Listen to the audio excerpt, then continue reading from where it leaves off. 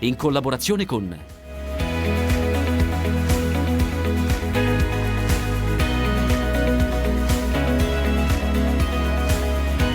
AgriBanking, il tuo partner di filiera.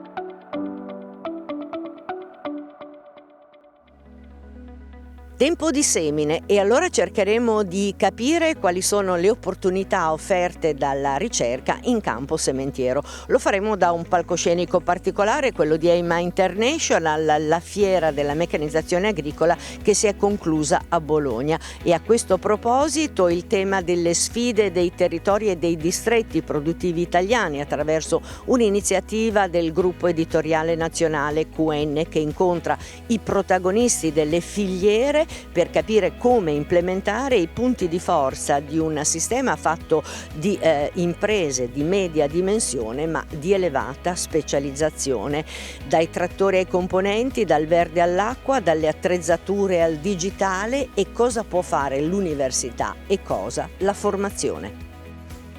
La riduzione degli impatti ambientali dovuti alle attività agricole, il benessere animale e anche la sottrazione della CO2 in atmosfera appunto dovuta alle attività produttive. E questo è il tema di un viaggio studio che ha realizzato Dinamica, il centro di formazione Dinamica, che ha portato in Finlandia, nella regione del Savo, una ventina di agricoltori che hanno fatto visita ad una dozzina di aziende dove vengono applicate queste tecniche innovative. Un corso che ha portato questi agricoltori anche in un paio di università dove docenti di istituti hanno presentato progetti innovativi appunto per cercare in quest'area di abbattere quelli che sono gli inquinamenti dovuti in parte alla zootecnia ma in parte anche alle attività produttive.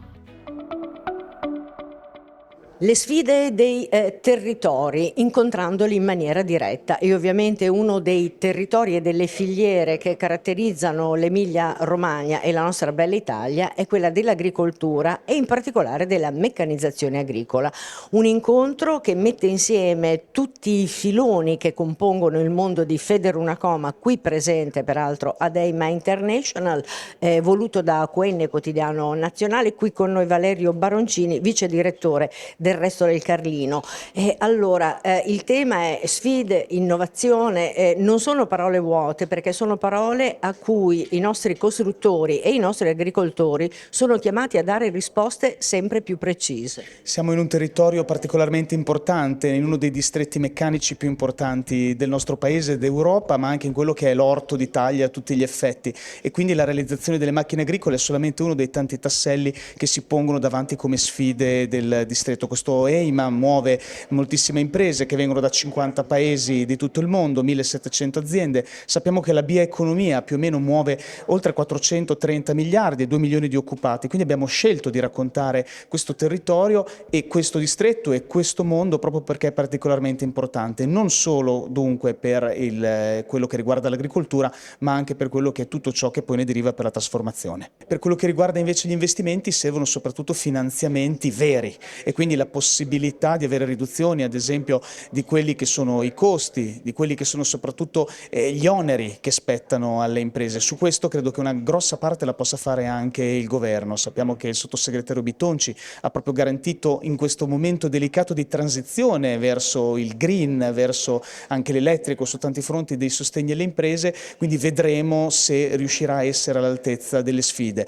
E tutto questo in un panorama particolarmente delicato. Come sappiamo sappiamo anche l'elezione di Trump alla presidenza degli Stati Uniti sicuramente cambierà gli equilibri economici, l'Europa è sempre meno forte, Germania e Francia non hanno più un ruolo di leader, di traino, e in questo momento quindi l'Italia che cosa può fare? L'Italia deve assolutamente cercare di penetrare nel mercato americano nel momento in cui sappiamo che ci saranno grossi dazi. Se non è possibile questo, credo che per le nostre imprese, anche le più piccole sui territori, sarà molto difficile, non basterà di certo la raccolta degli istituti.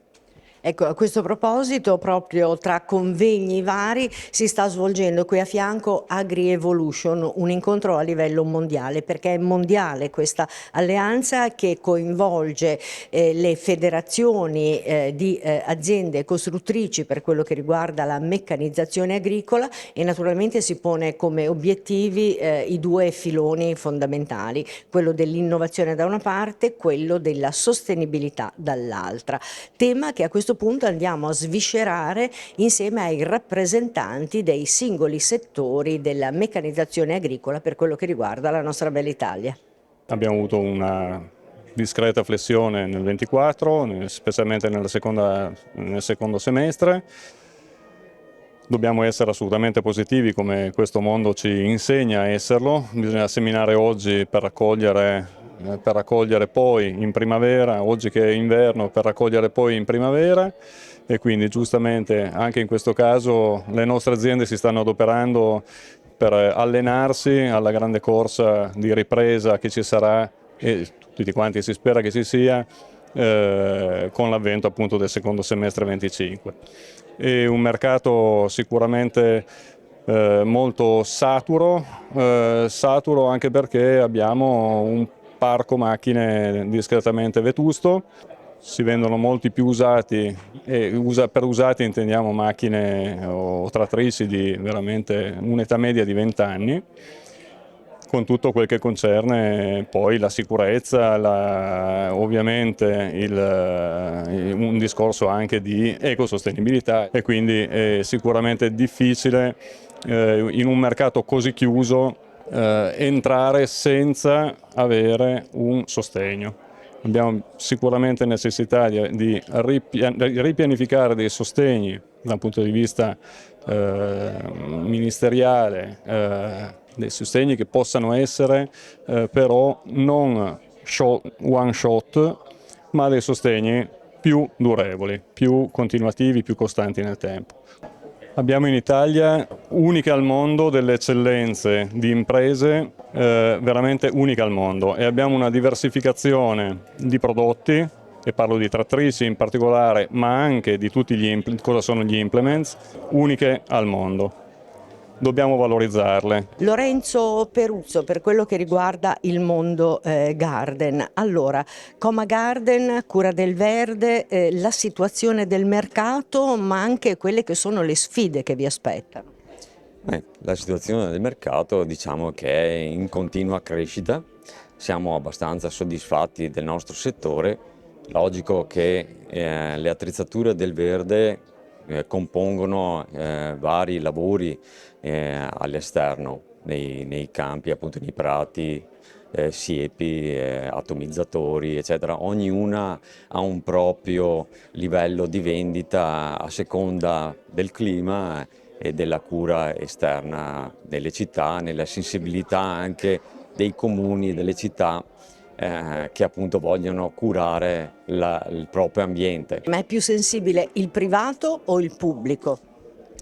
Diciamo che dopo il Covid, che ha dato un po' di slancio al settore, avvicinando il privato e il lobbista sempre più al giardinaggio, diciamo che ha aumentato, migliorato l'attenzione verso il nostro settore, e quindi ha invogliato nel utilizzare i prodotti e anche soprattutto gli italiani, i prodotti italiani, e quindi ha dato un certo appoggio al prodotto italiano del giardinaggio. E stiamo innovando in tecnologia, in nuova tecnologia, e quindi siamo, diciamo, abbastanza al passo con i tempi e contrastando anche la concorrenza che è sempre più agguerrita.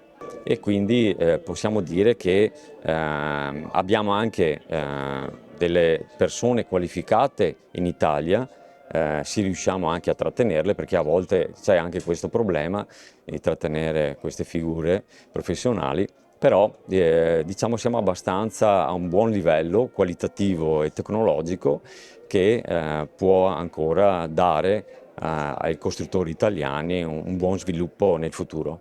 Il mondo imprenditoriale per quello che riguarda i costruttori delle macchine agricole rappresenta sempre nuove sfide nonostante la grande innovazione. Cerchiamo di capire allora come si presenta il futuro e quali sono gli obiettivi con Andrea Ferrari, vicepresidente Comacomp. Tra l'altro la componentistica, che sembra una Cenerentola, invece è uno dei settori portanti delle nuove tecnologie. Sì, lei ha detto bene, mi fa piacere che faccia questa puntualizzazione. Il fatto che una macchina abbia come componentistica almeno il 70% della parte prodotto ci indica effettivamente qual è il valore sia economico ma anche di innovazione. Quindi qui a lei, ma basta fare un giro nei vari stand e si vede appunto che ci sono tecnologie avanzate che guardano anche e soprattutto la sicurezza e la modalità per cui l'operatore potrà avere dei benefici sia dal punto di vista energetico ma anche di guida della macchina stessa, quindi non solo macchine, perché ovviamente ci sono anche tutti quelli che vengono chiamati implement che hanno una funzione fondamentale. L'Italia è leader mondiale, considerando che siamo neanche l'1% della popolazione mondiale. Questo livello di tecnologia veramente emoziona ogni giorno, dalla ruota alle grafiche che ci sono, le grafiche tecniche che ci sono, appunto all'interfaccia operatore in cabina, agli attrezzi, alle valvole, tutti i componenti che oggi in Italia sono il punto di riferimento mondiale. E il fatto della robotica, di questi 4.0, 5.0, digitalizzazione, facilita la componentistica o determina qualche difficoltà di approccio? Ma al di là dello spavento iniziale, perché può sembrare che qualche normativa possa creare qualche disturbo allo sviluppo e anche al costo del prodotto stesso, devo dire che la reazione è assolutamente molto positiva. Considerate che la sicurezza sulle macchine agricole è una delle componenti fondamentali, e quando si parla poi di robotizzazione, prima andava molto di moda anche la parte elettrificazione, che ormai un po' è andata in declino, ma sempre di più si parla di automazione, robotizzazione e quello di avere delle macchine autonome. Questo permette agli operatori di essere più precisi, di utilizzare meglio anche il terreno e unito al fatto di avere una sicurezza molto alta nei componenti di guida soprattutto, è un valore che viene percepito in modo molto positivo. Consideri che la realizzazione di nuove macchine è comunque inferiore a quello che è il mercato dell'usato. Normalmente il mercato dell'usato è molto più ampio, ma questa tendenza si sta invertendo perché l'utilizzatore finale, che può essere il contadino, che può essere un terzista, ha bisogno di avere macchine molto efficienti per poter abbassare quello che è il costo della gestione e del trattamento del terreno. E quindi tutto quello che viene fatto va nella direzione di semplificare il lavoro degli operatori.